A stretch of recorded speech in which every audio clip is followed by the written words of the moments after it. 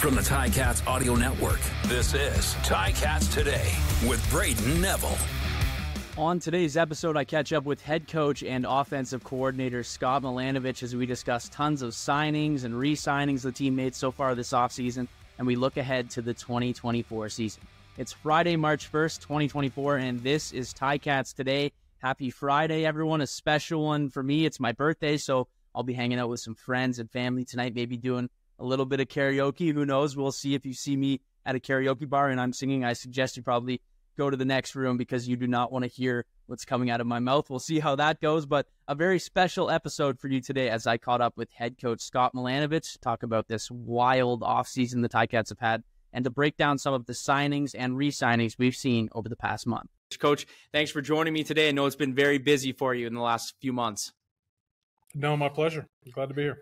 Now, it's been a busy offseason for you and the team, so I want to jump into some of the signings and re-signings that have happened since we last spoke. And the first one is the return of Tim White, such a big piece of that offense. But what can he bring to this offense? And do you feel like he's a guy who continues to get better as he goes on in the CFL?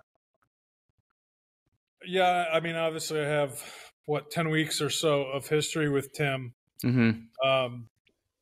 Led the league in receiving, super talented, athletic, fast, intelligent, will block. I mean, shows up to practice every day, doesn't say a lot. You know, Tim is the kind of guy, he's a coach's dream. He just does what you're asked, does it at a high level, competes on game day. And, yeah, I mean, we're thrilled to have him back. It's a great job by Ed and his guys. Yeah, I mean, he was the one guy that Ticats fans, you could see them online. Everyone was saying, let's get Tim back, and very exciting to see him return. Another receiver who had his first full season last year was Terry Godwin and had a tremendous year, close to 1,000 yards receiving. How big is it to get another piece like him back on that receiving core as well? Yeah, Terry's a talented guy. I had actually history with Terry when he was in the practice squad in Jacksonville, so I've known him for quite a long time. Good route runner, really good hands, ability to change directions, get out of his break. You know, usually that second year of playing is the opportunity where you see guys make the big leap from a statistical standpoint. So we're looking forward to seeing what Terry can do. And also a great personality, one of those guys who just kind of sparks everyone around the room when you talk to him. So another guy who I was excited to see back. A new signing that happened yesterday, Thaddeus Moss, a guy with a tremendous family history, obviously with his dad being Randy Moss, but also a guy who's been successful himself, a championship at LSU and a guy who broke records there. He spent some time in the NFL, but also a tight end. So a little different. What can you say about him? Yeah, I spoke with Thaddeus this morning. You know, we utilized the tight end, and we did it quite a bit last year, particularly on first down.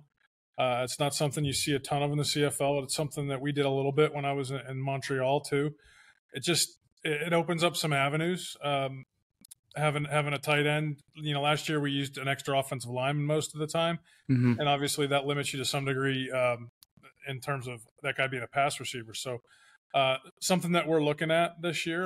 We've got a couple of them that we've brought in, but looking forward to Thaddeus. Obviously, a ton of talent, great lineage.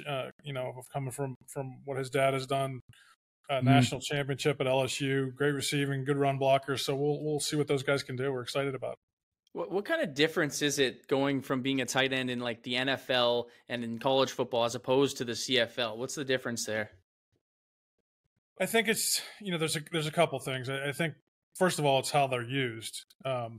Most of the true tight ends in the CFL really are utilized more like H-backs or fullbacks.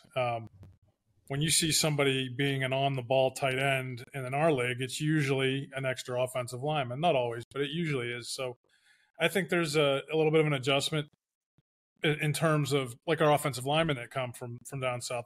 That yard off the ball, the timing of when you can get your hands on a guy, I think there's a little bit of an adjustment there. As far as route running and, you know, the types of routes that we'll ask him to run, that will be, I think, very easy for those guys to transition to.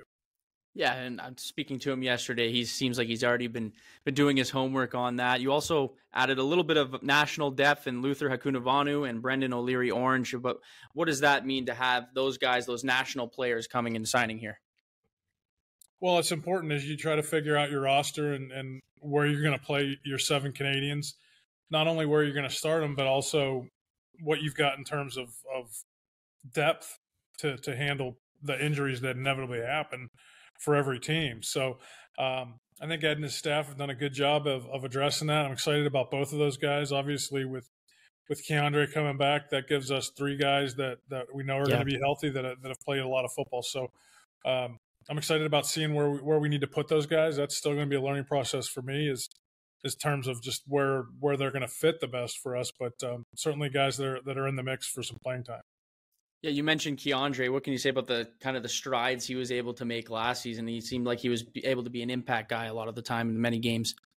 Yeah, again, I obviously didn't have a lot of history with Key until this year, but I did see him make tremendous strides in the second half of the year, and he's not afraid. He likes to be out there. He'll be physical. There's things that he needs to work on, but I think that this next year is a great opportunity for him to separate himself and show that he can be one of the better receivers in our league. I want to talk about this defense. A lot of things that I love that you guys have done on this defense, especially that D-line. And I want to talk about Brandon Barlow, a guy with 9 sacks last year in just 14 games, a big addition to that D-line, a guy who's very competitive, and even talking with him, he seems raring and ready to go. But how much does he add to that D-line? Yeah, a lot of these guys, this is the exciting part. A lot of these guys we're talking about, like Keandre, Tim White, Brand, these guys are just feel like they're just kind of coming into their own. And just watching film this week, he's been jumping out of the screen because he's got such a high motor. He never stops. He'll redirect. He'll spin back inside and gets involved in plays. We think about him in terms of rushing the passer, but in terms of just creating havoc in the run game, I think he's going to do wonders for us. We're really excited about these guys.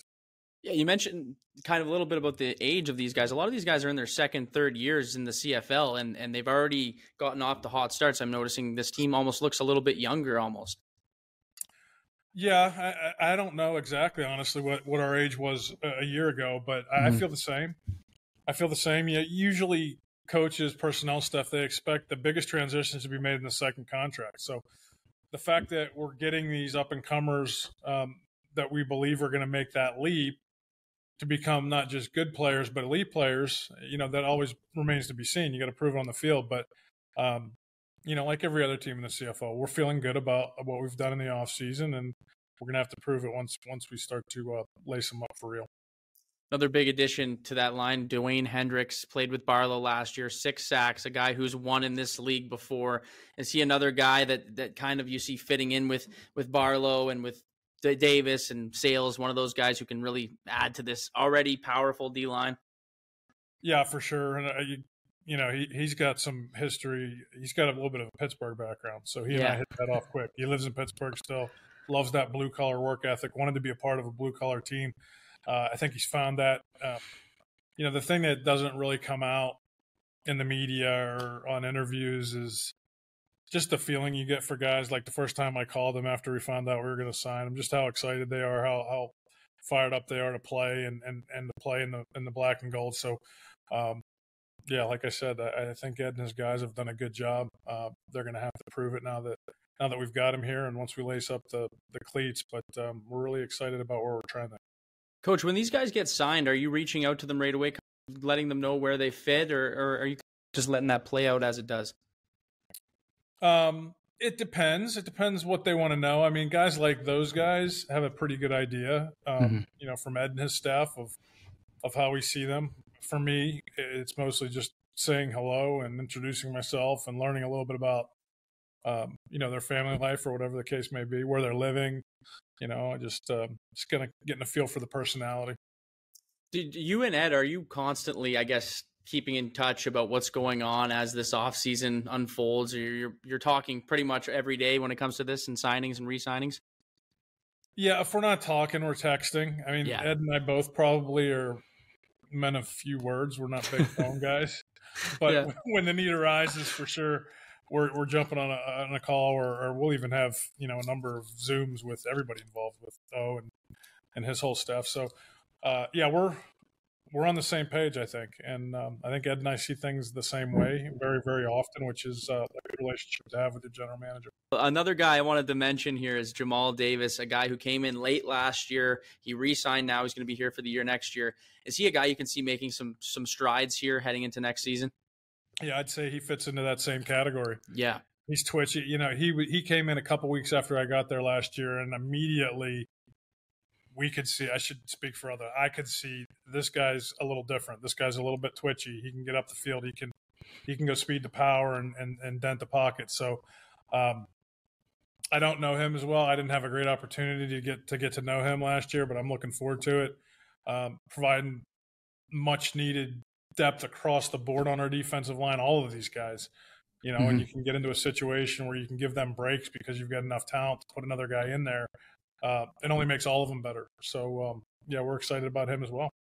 It seems like there's a lot of these guys on the D-line that are very good at getting to the quarterback. Is that almost what you're going for? I mean, obviously I'm being on a D-line, but it seems like these guys are a lot of speed and strength on that defensive line. Yeah, there were times last year where, you know, it wasn't my responsibility because I wasn't the head coach, but there were times last year where I felt like Mark had to manipulate pass rush, meaning he had to blitz or bring this guy, and then that's great. Everybody does that, but it'd be nice if we can just rush four from time to time, play coverage, and still be able to get to the quarterback. I think that makes Mark's job a lot easier. It makes the secondary's job a lot easier, and really that's what D linemen like to do. You know, they don't always want the help from a blitzing linebacker or whatever the case may be, but it makes us more difficult to prepare for, I think, from a defensive standpoint when teams know, you know, you're potentially rushing 5 or 6 defenders. There's only a limited number of coverages you can play behind that, and that can make it easier for them to scheme. So the fact that we may be able to rush 4 and get home, I think that'll help us a lot. I want to move to a new member of the secondary, Jamal Peters. He was a guy who, when I talked to him, he sounded more excited than anyone almost to be a part of this smash mouth Hamilton football. It seems like he's already bleeding the black and gold, but why did the decision to bring him over down the QEW here to Hamilton? Well, I can't think of a reason not to. Yeah. I mean, he's long. He's a great cover guy. He's physical. He's got attitude. You know, with Simoni retiring, you know, you've got to replace energy guys like that, guys that are heart and soul and mindset guys, particularly on defense. You need it on offense too. Yeah. Particularly on defense. I think he's that kind of guy. I think, you know, I got some texts from a number of players that I used to coach around the league that they kept saying, I think this guy fits you guys' defense perfectly. So I think he's a natural fit. You know, it feels like he should have always been in the black and gold to me. No, I agree with you 100% there. And I want to touch on Simoni, obviously retiring and everything he's been able to do for the city of Hamilton and for this team. But how big was it and how big was he for this city during his time here? I know you only spent a short period of time with him, but. Yeah, you know, I had the unique, I guess, experience of playing against him and coaching against him for all those years. And I told him this, he knows this. I always felt like he was the heart and soul of the Hamilton Ticats. I thought he was the difference. Now, they always had great players, offensively and defensively, but there was just an attitude, a mindset, a physicality, you know, defending the brand. I mean, all those things. I felt that from the other sideline. And then it was great for me to be able to be on the same side with him and this past year and just see, you know, how authentic it is, his love for the game, everything he's done. You know, it's well-deserved how beloved he is in the city of Hamilton, and happy he gets to stay a part of that. What was it like coaching against Simoni Lawrence and when he's, you know, prime Simoni? Even last year, I could say he was almost like he was in his prime. But what was it like when you had him on the opposing defense against your offense? Well, you had to account for him all the time because he was a total game wrecker from every standpoint. From when he blitzed, he'd sack fumble. When he dropped into coverage, he'd hit somebody running a shallow cross and get a turnover. If you made a mistake, he'd intercept it. And then he didn't miss tackles. Yeah. And all the while doing it physically and in a way that was intimidating. And so he was like that guy you had to constantly be like, okay, how are we going to manage Simoni? Are we going to run at him? We're going to run away from him? You know, how are we going to keep him from him winning the game? If they beat us, they beat us, but we can't have him disrupting this game. Yeah. Well, I mean, such an exciting guy and an incredible career for Simoni. Coach, 2 months away from being back at Ron Joyce. Training camp seems like it's getting closer and closer here. What do these next couple months look like for you and the rest of this coaching staff as you get prepared? Yeah, we're in the full swing now. From a personnel standpoint, we'll start doing – the coaches will start getting more included into the CFL draft stuff, which we haven't messed with a lot at this point. Yeah, we're kind of both finalized. We've been meeting for a month and a half. We're finalizing both sides, offensive, defensive, special teams. Getting playbooks done, getting ready to script for training camp, all those sorts of things. So, it's a daily deal now. It's as if we're into it. But later next month, we'll be a lot of us will be in Winnipeg for the combine, and before you know it, we'll be getting ready to go. So. Just trying to make sure all our I's are dotted and T's are crossed, and we've thought of everything. Well, Coach, I'll let you get to it. I appreciate you joining me here today, and great to go over some of these guys because so many signings and so many things that have happened since we last spoke. So once again, head coach and offensive coordinator Scott Milanovich, thanks for joining me today. Thanks, Brayden. That was head coach and offensive coordinator Scott Milanovich. Before we go, Ticats fans, a final reminder that the Tiger Cats are looking for the next brand ambassadors to perform on game days and attend community events throughout the season. They go to all sorts of events throughout the city and around the area. Auditions will be held March 3rd. That's this Sunday at Tim Hortons Field. Follow at Dance Cheer Ticats on Instagram for the most up-to-date information. That's all the time for me today. I want to thank you for tuning in to Ticats Today.